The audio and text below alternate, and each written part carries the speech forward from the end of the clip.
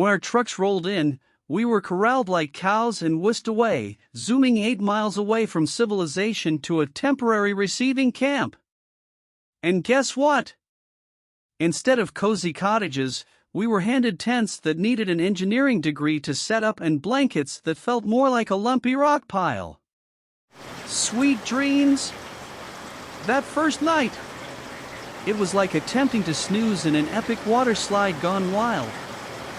Just as the clock struck midnight, the heavens opened up with a vengeance. I'm talking about rain of biblical proportions.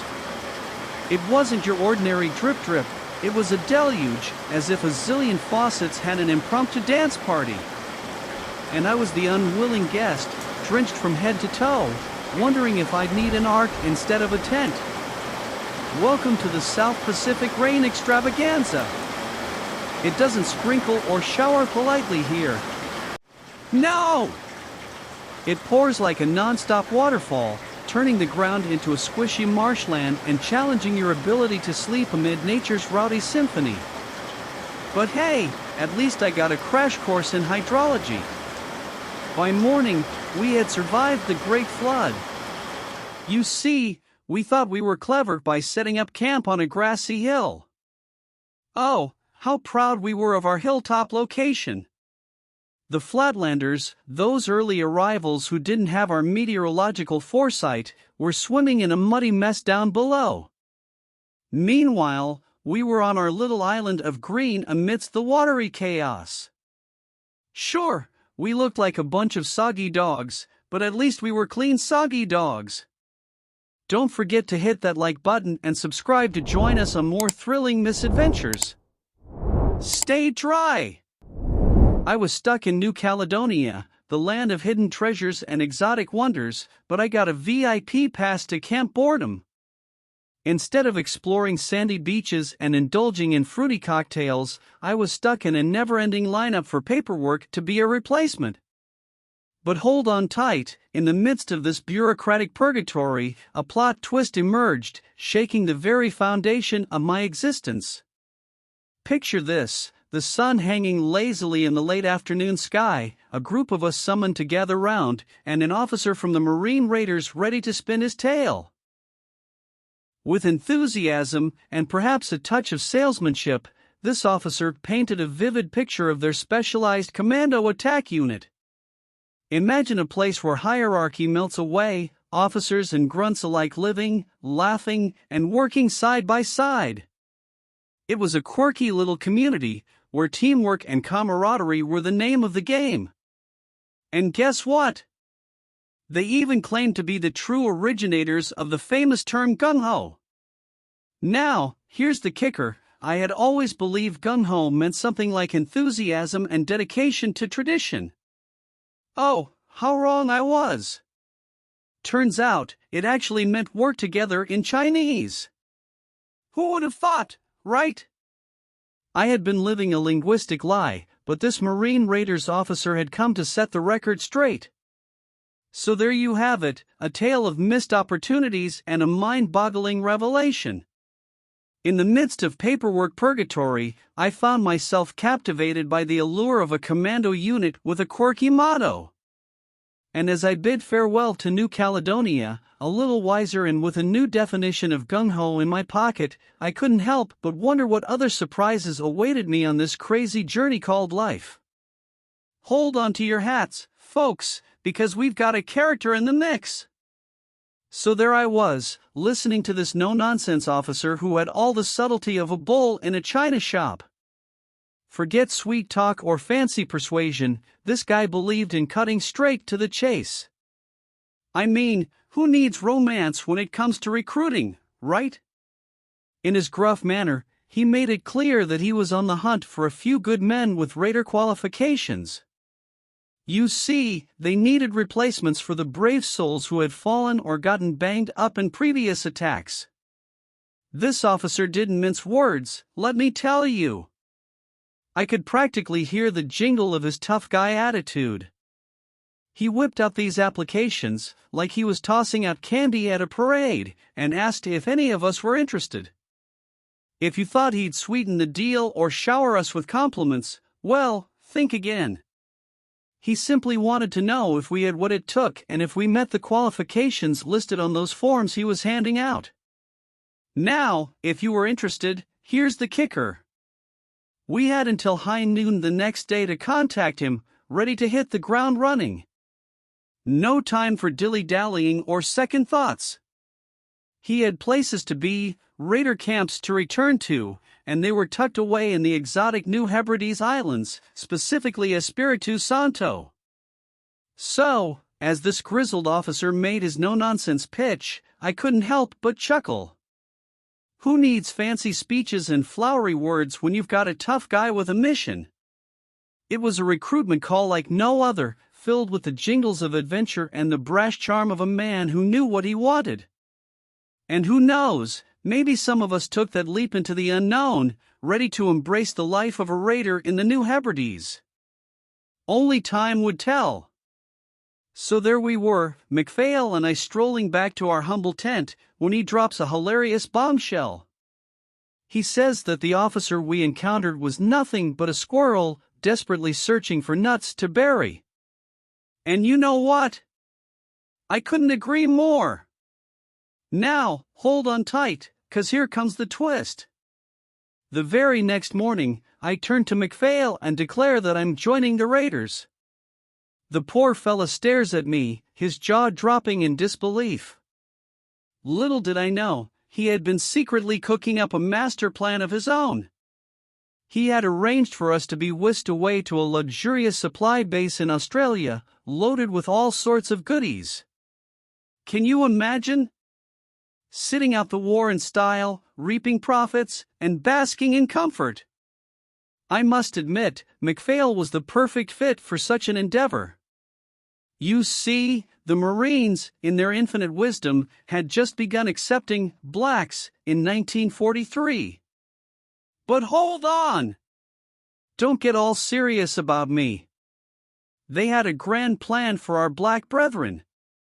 They wanted them to form labor battalions, doing all the heavy lifting while the white Marines focused on the fighting. Oh, what a genius strategy! Imagining this, each labor platoon, with 50 or more hard-working souls, was placed under the command of a white Marine private or private first class, PFC. The Corps thought it wise not to waste higher-ranked folks on supervising the blacks when they believed a Southern private was more qualified to handle them. Can you just picture it? MacPhail, after a hard day's bossing, lounging in his rocking chair, sipping on a cool mint julep, while his 50 darkies croon Old Man River. Oh, the imagery! So there you have it, a tale of unexpected choices and the absurdity of war. While I contemplated joining the Raiders, MacPhail had dreams of wealth and leisure in Australia. And as we mull over our options, let us remember to laugh, sing, and appreciate the quirks and absurdities that life throws our way. Believe it or not, as I recount the tale of poor MacPhail and my baffling decision that even I can't fully comprehend. It was like stepping into the realm of a comedic suicide mission, with confusion as my faithful sidekick. Oh, what a hoot! You see, the only reason I joined the Raiders was that the officer's pitch sounded intriguing. He painted a picture of a small, laid-back organization where each member was left to their own devices when the action started. And let me tell you, I never fancied the idea of storming beaches like a tiny wave in an ocean of thousands. No, sir! I wanted to be the master of my own destiny, using my wit and initiative to survive the chaos. If I had to meet my demise, I wanted it to be through my own hilarious blunder. But let's not forget the emotional part. Saying goodbye to MacPhail was like parting ways with a brother in arms. We knew deep down that it would be the last time our eyes would meet, and boy, it tugged at the heartstrings. In the short time we spent together, we forged a bond stronger than a tank's armor, built on trust and camaraderie. So here I was, standing at the crossroads of uncertainty, facing the unknown with a mix of courage and questionable sanity. MacPhail couldn't understand my decision, and truth be told, I couldn't fully comprehend it either. But isn't that the beauty of life, my friends? Sometimes we're swept up in wild adventures and tangled in the web of our own contradictions. So let's cheer to MacPhail and the memories we shared, for in the face of difficult choices and inevitable farewells, it's the moments of connection and trust that make the journey worthwhile. And as I marched forward into the unknown, my heart heavy but spirits high, I carried with me the lessons learned and the unbreakable bond formed in the fires of friendship. Sing it with me now, for the wild ride we had, for the trust we shared. Let's toast to MacPhail, a friend beyond compare. Oh, MacPhail, my dear friend, I couldn't help but feel a pang of sympathy as he was about to be whisked away to Australia, where he was bound to strike it rich. Oh, the fortune that awaited him! Now, let's set the stage. We found ourselves on the picturesque island of Espiritu Santo, a tropical paradise bursting with lush greenery and balmy breezes. And what did this island offer us in abundance? Coconuts, my friends! Those towering trees dripping with coconuts seemed like a dream come true. But little did we know, those coconuts were about to unleash a peculiar experience. You see, most of us fellas had never encountered a coconut before. So naturally, as soon as we settled in, got assigned our platoon, and got our hands on some equipment, we dove headfirst into the world of coconut cracking. The seasoned veterans, bless their twisted sense of humor, were more than happy to guide us in advance on the fine art of opening these stubborn fruits. And oh boy, did they highly recommend coconut milk as the epitome of healthfulness. But let me tell you, there were surprises awaiting us beneath that hard exterior. As we swung our machetes, attempting to conquer these coconuts, we soon discovered that their milk had some interesting properties. Yes, you heard it right. The coconut milk turned out to be, well, let's just say it had a peculiar effect on our digestive systems. Diarrhea! Ah, the joys of tropical fruits! So there we were, hacking away at coconuts with a mix of determination and naivety, all under the watchful eyes of the seasoned jesters. They delighted in our rookie struggles and shared their coconut opening wisdom, never failing to emphasize the health benefits of that unpredictable coconut milk. Oh, the humility that filled the air as we navigated the world of coconuts! Espiritu Santo had its own special way of welcoming us, turning our innocent curiosity into a hilarious adventure. And as we sipped on that healthful coconut milk, let's just say we had some stories to tell and a newfound appreciation for the unexpected quirks of island life. So here's to the coconuts and the unforgettable lessons they taught us on that tropical escapade. Oh, what a night it was! As we clumsily quick-stepped to the nearest available spot, those raiders were practically splitting their sides with laughter. Oh, how they revealed our hilarious dance moves! But let me tell you, the next day, when the sun started turning up the heat within the camp, the laughter quickly died down. The laughter quickly faded when the scorching sun turned our coconut-induced troubles into sizzling odor permeating the air. Ouch! But fear not, for the raiders proved to be just as they were advertised by that recruiting officer. They were a bunch of swell fellas, tight-knit and yet respectful of each other's need for individuality and personal space. The officers, oh boy, they were a laid-back bunch, regular guys who knew how to command with respect and efficiency. And let me tell you, their orders were carried out not solely because of rank, but because they got something that made people want to follow them. Now, let's take a peek into the structure of this extraordinary attack force. The raiders, you see, were a tight-knit bunch, consisting of just one small regiment. Imagine that! And within this regiment, there were 4 battalions, each packed with approximately 1,000 men. We're talking serious manpower here, folks. Now, pay attention to the numbering system, for it's about to get a tad confusing. These battalions were cleverly named A, B, C, and D. Each of these battalions was further divided into 4 companies, with each company boasting 250 men. And get this, each company had a whopping 5 platoons, each composed of 50 brave souls. But here's the twist, only 4 of those platoons were actual fighting units. The 5th one, known as the company or regimental platoon, consisted of the folks who serviced the company. You know, the clerks, cooks, medics, mechanics, and other specialists.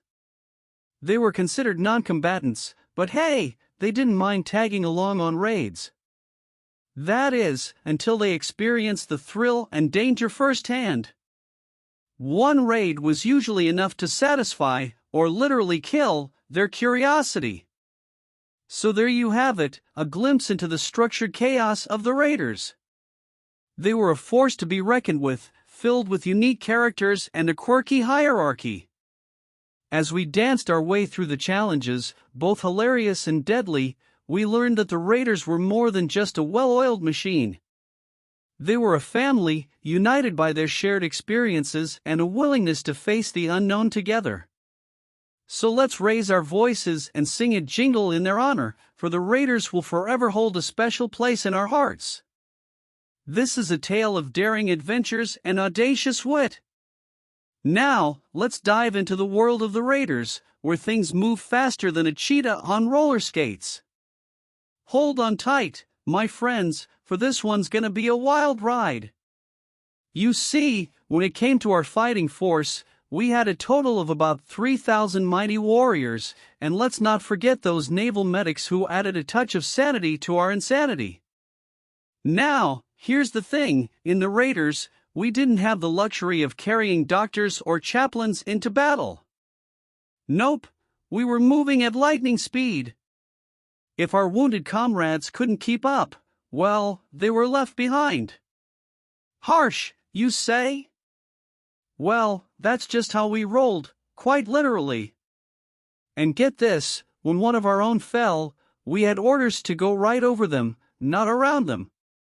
Now, I know it might sound a tad inhuman, but hey, we were all about surprise, speed, and the power of automatic weapons. You see, we were constantly outnumbered, so we had to rely on the element of surprise to turn the tide in our favor.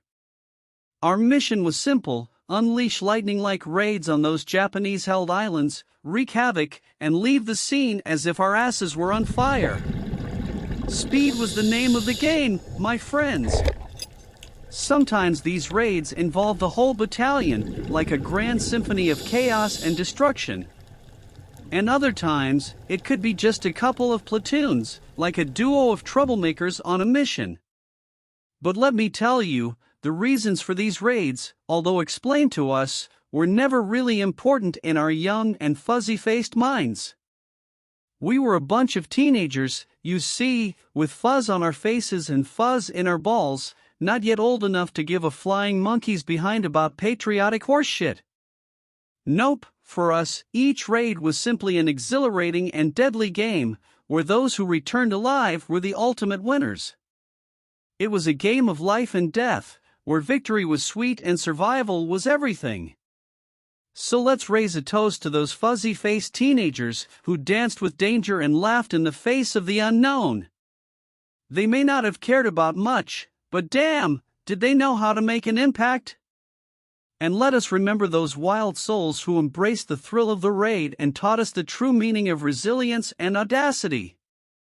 Oh, brace yourselves for a wild tale of river adventures and unexpected heroics. Picture this: I'm stationed in beautiful Espiritu Santo, with nothing to do but bask in the island's splendor. I spend my days lounging on a giant diving platform in the middle of the river, daydreaming away. Ah, the life of leisure! Now, one fateful day, a chap named Merrill comes along, seeking a swimming buddy. He's not too confident in his abilities, but being the helpful soul that I am, I offer my guidance. I warn him about the powerful current and suggest starting from a different spot upstream. I assure him that the river isn't too deep, and if anything goes awry, he can simply let the current carry him to the closest bank. Easy peasy, right? Off we go into the water, and all seems well at first. Merrill dives in and strokes like a champ until he reaches the middle current. And that's when things take a hilarious turn. Instead of going with the flow, our dear friend decides to swim against it. Oh, the folly! As Merrill passes by, desperately struggling, I holler for him to stop, to swim towards the bank. But no, he's too busy screaming for help to hear my words of wisdom. Well, being the fearless and resourceful swimmer that I am, I swim over to him, ready to save the day. But lo and behold, as I open my mouth to offer a word of caution, something unexpected comes out. Settle down, you cocksucker, or I'll drown you. Yes, my friends, those were the words that escaped my lips. And wouldn't you know it, in the face of my colorful vocabulary, Merrill freezes, clinging to me like a loyal companion. With a simple twist of our bodies, I steer us towards the bank, and the current shoots us out like a torpedo. We make it to shore, both a little shaken but alive and kicking. Merrill showers me with profuse thanks, which feels a tad awkward because, really, he helped save himself. But what truly amazed me was how, in his moment of terror, he suddenly relaxed and fully cooperated. Ah, the mysteries of the human psyche! Thanks for watching. Please subscribe to the channel and like the video.